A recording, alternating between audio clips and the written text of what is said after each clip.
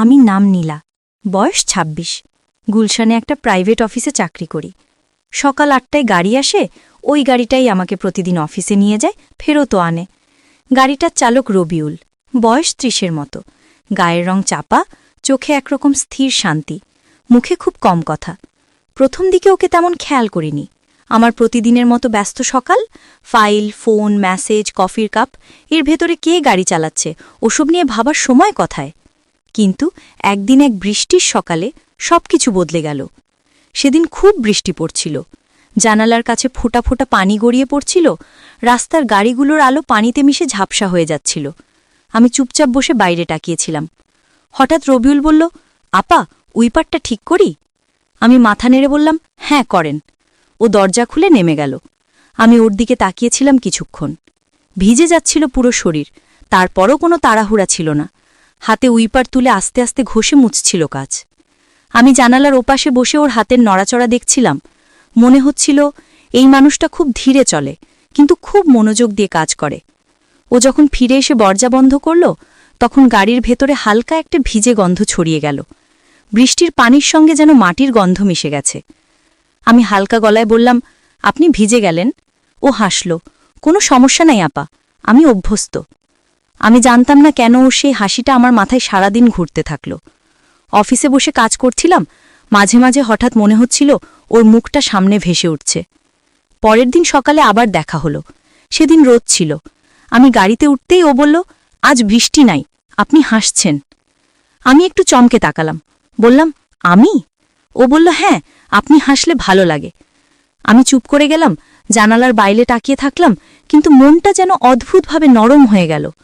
আমি জানি না কেন, পরের কয়েকদিন আমি নিজেই খুঁজে খুঁজে ওর সঙ্গে কথা বলতে শুরু করলাম।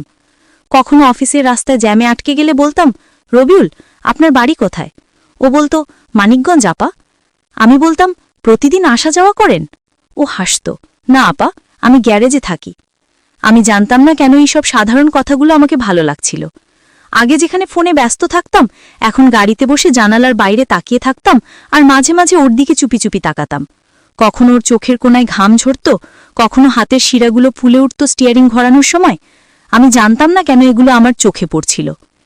একদিন বিকেলে অফিস থেকে ফেরার সময় বৃষ্টি নামল আবার।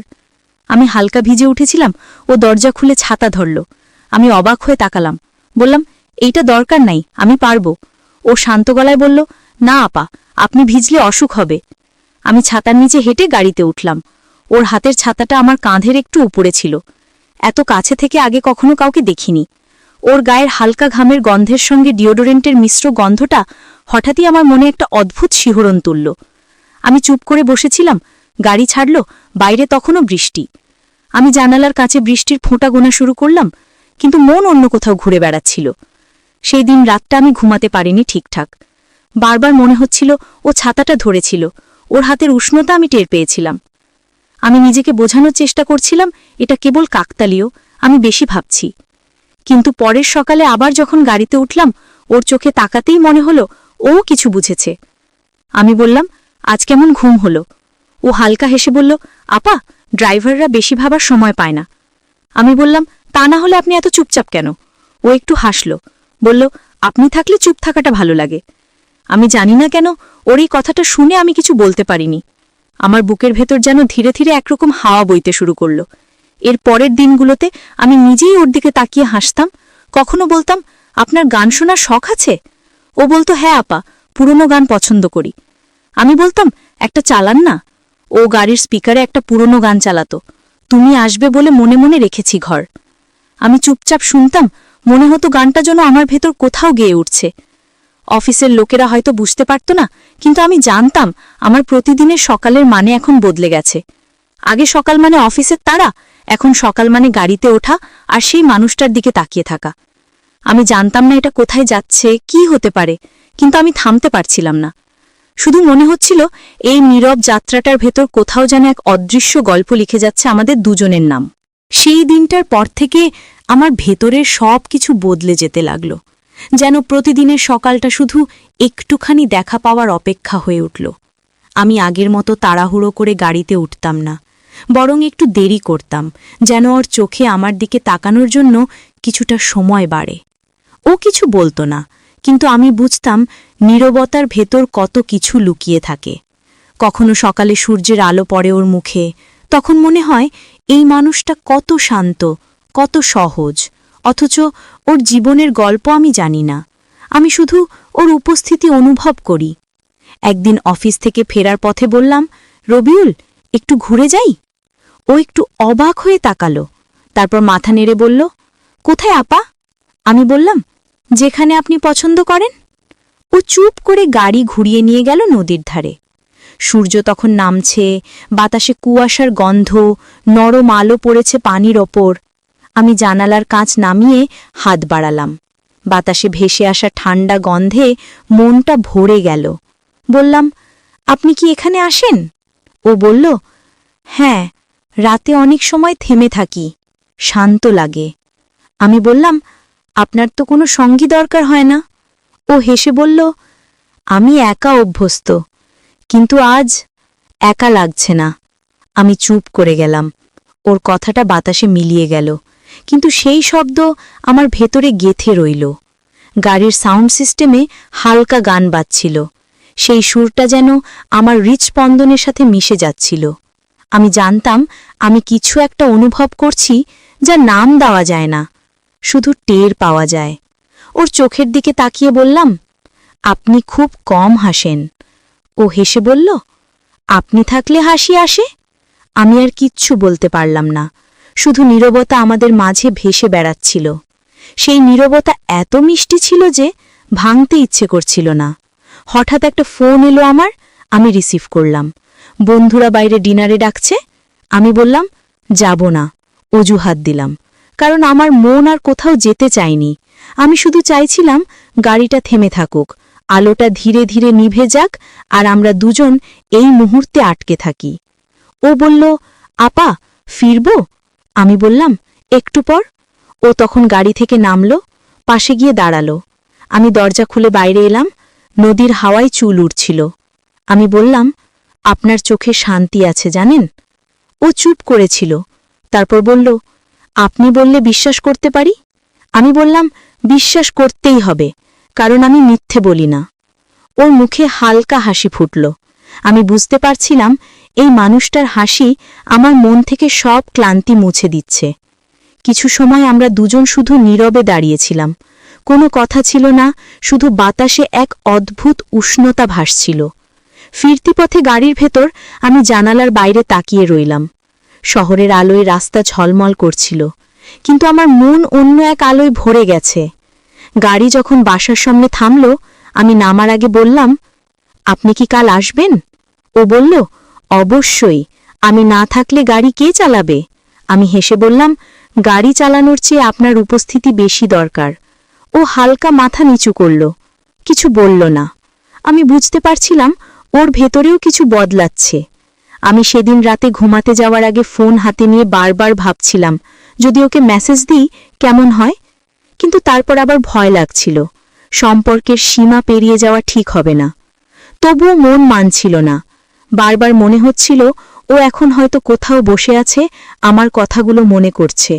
আমি জানি না কেন, কিন্তু এমন এক টান অনুভব করছিলাম যা যুক্তিতে বোঝানো যায় না। পরদিন সকালে আমি আগেভাগে নিচে নেমে অপেক্ষা করছিলাম। গাড়ি আসতেই ওর চোখে হালকা ক্লান্তি দেখলাম। আমি বললাম, ঠিক আছেন? ও বলল, রাতে ঘুম হয়নি।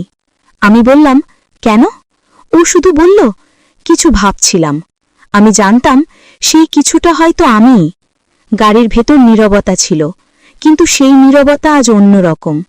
জানালার কাছে ভোরের আলো পড়ছিল, আর আমি মনে মনে ভাবছিলাম, মানুষ কখনো কখনো কাকে ভালোবেসে ফেলে জানতেই পারে না, শুধু একদিন বুঝে ফেলে ও ছাড়া দিন শুরু হয় না। সেই সকালটা আমার জীবনে সেই উপলব্ধির সকাল ছিল। সেদিন অফিসে কাজের চাপ ছিল, তবু মনটা স্থির হচ্ছিল না। জানালার বাইরে তাকিয়ে বারবার মনে হচ্ছিল, এখন হয়তো রবিউল নিচে অপেক্ষা করছে, কখন আমি বের হব। দুপুরে লাঞ্চে বসে থেকেও তার কথাই ভাবছিলাম। বন্ধুরা মজা করছিল, আমি শুধু মুচকি হাসছিলাম। কেউ বলল, নীলা, আজকাল তুই খুব অন্যরকম হয়ে গেছিস। আমি চুপ করে গেলাম, জানতাম ওরা বুঝতে পারবে না। বিকেলে যখন গাড়িতে উঠলাম, তখন বাতাসে হালকা গরম গন্ধ। ও বলল, আজ ক্লান্ত লাগছে। আমি হেসে বললাম, আপনাকেই তো ক্লান্ত দেখাচ্ছে। ও বলল, অনেকক্ষণ গ্যারেজে ছিলাম। আমি বললাম, আপনি বিশ্রাম নেন না? ও হেসে বলল, আপনার মতো আরাম করি না। আমি জানতাম এটা মজা করে বলছে, কিন্তু সেই কথায়ও একটা যত্নের সুর ছিল। আমি বললাম, ঠিক আছে, কাল সকালে আমি চা বানিয়ে দেব। ও অবাক হয়ে বলল, আপনি? আমি হেসে বললাম, হ্যাঁ, একদিন তো আপনার জন্য কিছু করতে পারি। ও চুপ করে গেল, হয়তো বুঝে ফেলেছিল আমি শুধু কথার ছলে বলছি না, সত্যি ওর জন্য কিছু করতে চাই। রাস্তায় তখন যানজট, চারপাশে হর্নের শব্দ। আমি বললাম, আপনি এসব শব্দে বিরক্ত হন না? ও বলল, না, এখন অভ্যস্ত। আমি বললাম, কিন্তু আমি পারি না। ওর দিকে তাকিয়ে বললাম, আপনি থাকলে যেন সব শব্দ থেমে যায়। ওর চোখে হালকা বিস্ময়। আমি মুখ ঘুরিয়ে জানালার বাইরে তাকালাম। নিজের কথায় নিজেই লজ্জা পেলাম, তবুও মনে হচ্ছিল কিছু কথার আর লজ্জা থাকা উচিত না। কিছু অনুভূতি এত নিখাদ যে লুকিয়ে রাখলে অন্যায় হয়। পরদিন সকালে সত্যিই চা বানালাম। দুটো থার্মোসে ঢেলে একটাই দিলাম ওর জন্য। গাড়িতে উঠেই বললাম, এটা আপনার জন্য। ও একটু দ্বিধায় পড়ে বলল, আপা, দরকার ছিল না। আমি বললাম, দরকার না, ইচ্ছে ছিল। ও কাপ খুলে এক চুমুক খেল, তারপর বলল, দারুণ, আপনি তো অনেক ভালো বানান। আমি হেসে বললাম, ভালো লাগলে রোজ দেব। ও বলল, আমি অভ্যস্ত হয়ে যাব। আমি চুপ করে গেলাম, কিন্তু সেই কথাটা একটা অদ্ভুত ভার ছিল, যেন ও নিজেই ভয় পাচ্ছিল। আমি বুঝলাম সম্পর্কের সীমা ওর কাছে স্পষ্ট, কিন্তু আমার মনে হচ্ছিল ভালোবাসা কখনো উচ্চারণ হয় না, কখনো কখনো শুধু নীরবতার ভেতর জেগে ওঠে, নিঃশব্দে, নিঃসঙ্গভাবে, কিন্তু পুরো পৃথিবীকে বদলে দেয়। কিছু সম্পর্ক এমন হয় যেখানে কোনো প্রতিশ্রুতি থাকে না, তবুও প্রতিদিনের প্রতিটি মুহূর্ত একে অন্যের সঙ্গে জড়িয়ে যায়। আমি আর রবিউল ঠিক তেমনই একটা অদ্ভুত বন্ধনে জড়িয়ে গিয়েছিলাম। কোনো নাম ছিল না, কিন্তু তার অনুপস্থিতি আমার জীবনের সবচেয়ে স্পষ্ট অনুভূতি হয়ে উঠেছিল। অফিসে ব্যস্ত থাকলেও ওর কথা মনে পড়ত। রাস্তায় গাড়ির মতো গাড়ি দেখলে মনে হতো ওরটা। রাতে ঘুমোতে গেলে মনে হতো ওর গলায় সেই মৃদু গলার আওয়াজটা শুনছি। আমি নিজেকে বোঝাতে চাইতাম এটা সামান্য এক আকর্ষণ, কিন্তু ভেতরে জানতাম এটা তার চেয়ে অনেক গভীর। একদিন সকালে অফিসে যাওয়ার পথে আমি হঠাৎ বললাম, আপনি যদি একদিন গাড়ি না আনেন আমি কি করব জানেন? ও বলল, হয়তো অন্য কেউ চালাবে। আমি বললাম, না, অন্য কেউ চালাতে পারবে না। ও একটু হাসল, কিন্তু চোখে সেই চেনা নীরবতা। আমি জানতাম ও বুঝে ফেলেছে আমি কি বলতে চেয়েছি। রাস্তায় সেদিন প্রচুর জ্যাম ছিল, সূর্যের আলো কাছে পড়ে চকচক করছিল। আমি বললাম, আপনার পরিবার আছে? ও বলল, হ্যাঁ, গ্রামে মা আছেন। আমি জিজ্ঞেস করলাম, বিয়ে করেননি কেন? ও একটু হেসে বলল, সময় হয়নি। আমি চুপ করে গেলাম, আমার বুকের ভেতর হালকা কাঁপুনি। জানি না কেন, কিন্তু ওর সময় হয়নি কথাটার ভেতর একটা একাকিত্ব ছিল, যা আমার নিজের মতোই। অফিসে পৌঁছে নামার আগে আমি বললাম, আপনি হাসলে সকালটা ভালো লাগে। ও কিছু বলল না, কিন্তু ওর মুখে একটুখানি হাসি ফুটল। বিকেলে ফেরার সময় গাড়িতে উঠেই দেখলাম ওর চোখ লাল। আমি বললাম, ঘুম হয়নি? ও মাথা নেড়ে বলল, না, রাতে মা ফোন করেছিলেন, অসুস্থ। আমি বললাম, আপনি যাবেন না? ও বলল, কাল সকালে যাব। আমি বললাম, তাহলে আজ আপনি বাড়ি যান, আমি নিজে অন্য গাড়িতে ফিরব। ও বলল, না, আমি আপনাকে নামিয়ে তারপর যাব। আমি বললাম, কিন্তু আমি চাই না আপনি ক্লান্ত হন। ও বলল, আপনি নামার পর বিশ্রাম নেব। আমি চুপ করে গেলাম। ওর এই যত্ন, এই অদ্ভুত নীরব স্নেহ আমার বুকের ভেতর ঢেউ তুলছিল।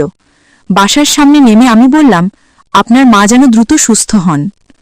ও শুধু বলল, ধন্যবাদ। চোখে সেই পুরনো শান্তি, কিন্তু আজ সেটা একটু ম্লান। আমি সারা রাত ঘুমাতে পারিনি।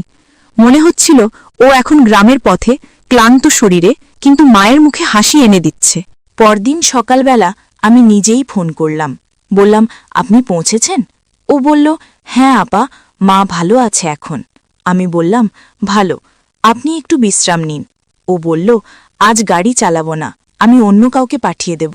আমি বললাম, না, দরকার নেই, আজ আমি ছুটি নিয়েছি। ও হেসে বলল, আপনি তো রাগ করেছেন মনে হয়।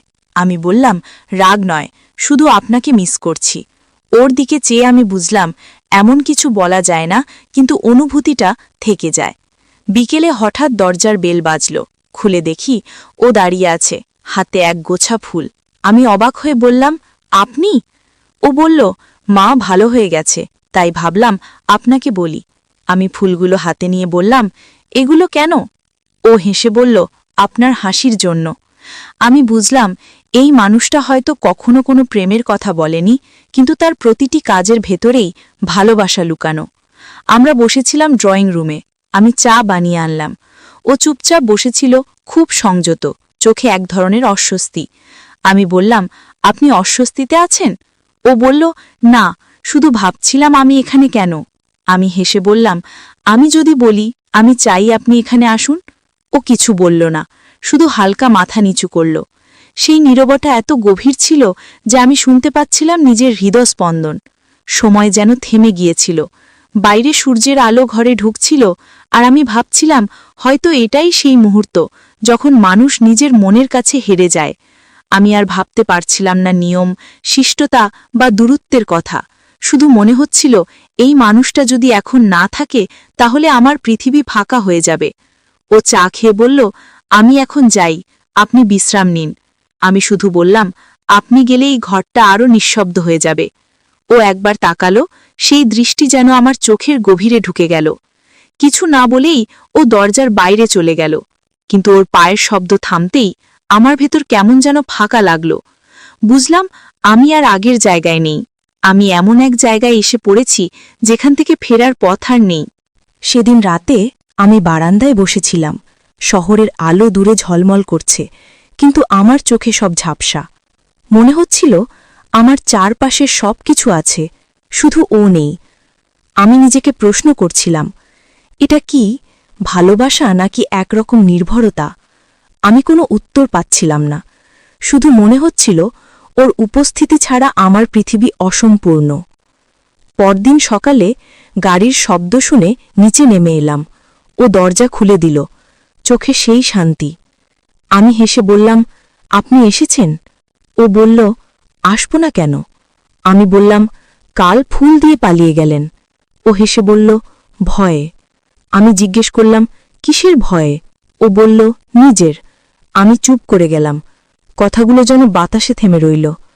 গাড়ি চলতে লাগল, কিন্তু আজ রাস্তাটা অন্যরকম লাগছিল। আমি জানতাম আমাদের মধ্যে কিছু বদলে গেছে, এমন কিছু যা আর আগের জায়গায় ফিরবে না। অফিসে পৌঁছে নামার সময় বললাম, আপনি থাকবেন? ও বলল, হ্যাঁ। আমি বললাম, বিকেলে একসাথে কফি খাবেন?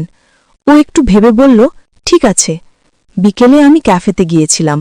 ও একটু পর এলো, সাদা শার্ট, চুপচাপ মুখ। আমি বললাম, আপনি এখানে অস্বস্তি বোধ করছেন? ও বলল, একটু। আমি হেসে বললাম, তাহলে চোখ বন্ধ করুন, আমি তো আছি। ওর মুখে একটুখানি হাসি ফুটল। আমি দেখলাম ও হাসলে আমার পুরো দিনটা আলোকিত হয়ে যায়। আমরা চুপচাপ বসেছিলাম। মাঝে মধ্যে ওর চোখে তাকাচ্ছিলাম, আর মনে হচ্ছিল পৃথিবীতে এমন মানুষও আছে যারা কিছু না বলেই আপনার ভেতর সব বুঝে ফেলে। কফি শেষ হলে আমি বললাম, আপনি জানেন আমি আগের মতো নেই? ও বলল, জানি। আমি বললাম, আপনি কিছু বলেন না কেন? ও বলল, ভয় পাই। আমি জিজ্ঞেস করলাম, কিসের ভয়? ও বলল, আমি জানি এই পথের শেষ প্রান্তে হয়তো আপনি থাকবেন না। আমি বললাম, তবুও পথটা হাঁটা তো যায়। ওর চোখে তখন এক অদ্ভুত আলো। আমি বুঝলাম আমরা দুজন একই জায়গায় দাঁড়িয়ে, শুধু সমাজের অদৃশ্য দেয়ালটা আমাদের মাঝে। গাড়িতে ফেরার পথে বাতাসে সূর্যাস্তের গন্ধ। আমি মাথা জানালায় ঠেকিয়ে বসেছিলাম। ও বলল, আপনি চুপ কেন? আমি বললাম, ভাবছি যদি আমি একদিন আপনাকে হারিয়ে ফেলি তাহলে কি হবে? ও বলল, আপনি চাইলে আমি হারাবো না। আমি হেসে বললাম, হারানোটা তো আমাদের হাতে থাকে না। গাড়ি থেমে গেল। রাস্তায় হালকা বাতাস বইছে। আমি বললাম, একদিন আমি আপনাকে কোথাও নিয়ে যাব, কোনো জ্যাম থাকবে না, কোনো শব্দ না, শুধু আমরা। ও তাকিয়ে বলল, আপনি কি সত্যিই চান? আমি বললাম, হ্যাঁ। ও বলল, তাহলে একদিন চলে যাব, কিন্তু আপনি রাজি থাকবেন? আমি চুপ করে তাকিয়ে রইলাম। জানি না ওর কথায় কি অর্থ ছিল, কিন্তু মনে হচ্ছিল ও হয়তো বলতে চায় ভালোবাসা কখনো পূর্ণতার জন্য নয়, শুধু অনুভবের জন্য। আমি চোখ নামিয়ে বললাম, আমি রাজি, যত দূরই যাওয়া হোক আমি থাকব। ওর মুখে শান্ত এক হাসি। তারপর গাড়ি আবার চলতে লাগল। আমি বুঝলাম আমরা দুজন এমন এক পথে হাঁটছি যেখানে কোনো প্রতিশ্রুতি নেই, কিন্তু প্রতিদিন একে অন্যের উপস্থিতি আমাদের বাঁচিয়ে রাখছে। রাতে বাসায় ফিরে আয়নায় নিজের চোখে তাকালাম। মনে হচ্ছিল এই চোখে এখন আর আগের মানুষটা নেই। আমি এখন এমন একজন যার জীবনের এক অংশ অন্য কারো নিঃশব্দ ভালোবাসায় জড়িয়ে গেছে। আমি আলো নিভিয়ে শুয়ে পড়লাম, কিন্তু ঘুম এলো না। শুধু মনে হচ্ছিল ওর কণ্ঠস্বর যেন আমার চারপাশে ভেসে বেড়াচ্ছে, আপনি থাকলে আমি হারাবো না। সেই একটা বাক্য যেন বারবার মনে বাজছিল। আমি চোখ বন্ধ করেই জানতাম আমি ওর কাছেই আছি, যত দূরেই থাকি না কেন।